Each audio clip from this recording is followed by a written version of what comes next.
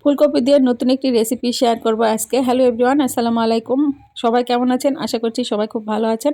আলহামদুলিল্লাহ আমিও ভালো আছি। ফুলকপি দিয়ে নতুন একটি রেসিপি করার জন্য এখানে ফুলকপি ছোট ছোট করে কেটে নিয়েছি, আর এখানে হলুদ ছাড়া সব রকমের মশলা দিয়ে মশলা কষিয়ে নিয়েছি। আর যখন এরকম তেল ছেড়ে আসবে সে পর্যায়ে আমি ফুলকপিগুলো এখানে দিয়ে দিলাম।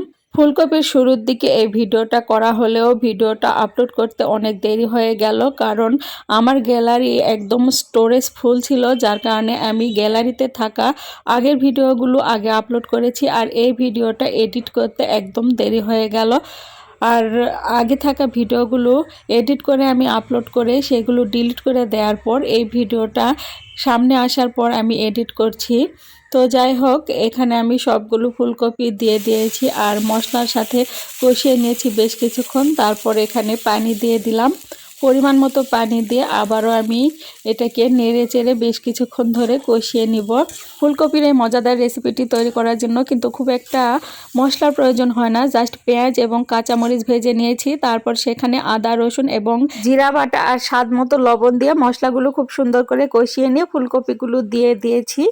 এখন এই ফুলকপিগুলো যতক্ষণ না সেদ্ধ হয় ততক্ষণ পর্যন্ত আমি এটাকে ভালোভাবে কষিয়ে রান্না করে নিব। আর এখানে আমার আর কোনো পানি লাগছে না, এই পানিতে আমার রান্নাটা হয়ে যাবে।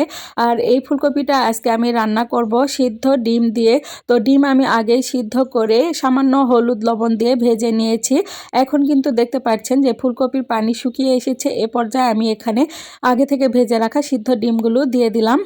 আগেই বলেছি ফুলকপি দিয়ে নতুন একটি রেসিপি শেয়ার করব। এই রেসিপিটি আসলে কেউ কখনো করেছেন কি না আমি জানি না, তবে আমার কাছে একদমই নতুন একটি রেসিপি। এটা আমি অ্যাট ফার্স্ট করলাম, তবে এই রান্নাটা খাওয়ার পর এতটাই আমার মজা লেগেছে যে এটা আমার মুখে লেগে আছে এমনই একটা রেসিপি। তো আপনারা যদি এভাবে বাসায় ট্রাই করেন তাহলে আসলে বুঝতে পারবেন যে ফুলকপির এই নতুন রেসিপিটি আসলে কতটা মজাদার। তো যাই হোক, কথা বলতে বলতে কিন্তু রান্নাটা আমার হয়ে গিয়েছে, আর তরকারিতে যে পানিটা ছিল পানিগুলো কিন্তু আমি একেবারে শুকিয়ে নিয়েছি। কেউ যদি চান আপনারা সামান্য পরিমাণ গ্রেভি রেখে কিন্তু এটা নামিয়ে নিতে পারেন।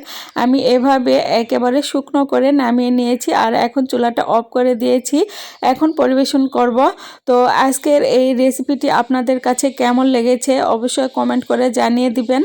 আমার কাছে তো এই রেসিপিটি অসম্ভব ভালো লেগেছে, যা আমি আগেই বলেছি। আপনারা যদি বাসায় এভাবে ট্রাই করেন তাহলে আমাকে কমেন্ট করে জানিয়ে দিবেন যে আপনাদের কাছে কেমন লেগেছে। আর যদি কেউ এই রেসিপিটি আগেই বাসায় ট্রাই করে থাকেন তাহলে আপনারাও জানিয়ে দিবেন যে আপনাদের কাছে এই রেসিপিটি আসলে কেমন লাগে। যে যেখান থেকে ভিডিওটি দেখছেন সবাইকে অসংখ্য ধন্যবাদ। ভিডিওটি ফেসবুক পেজ থেকে দেখে থাকলে পেজটিকে ফলো করে দিবেন এবং ইউটিউব চ্যানেল থেকে দেখে থাকলে চ্যানেলটিকে সাবস্ক্রাইব করে দিবেন। আল্লাহ হাফেজ।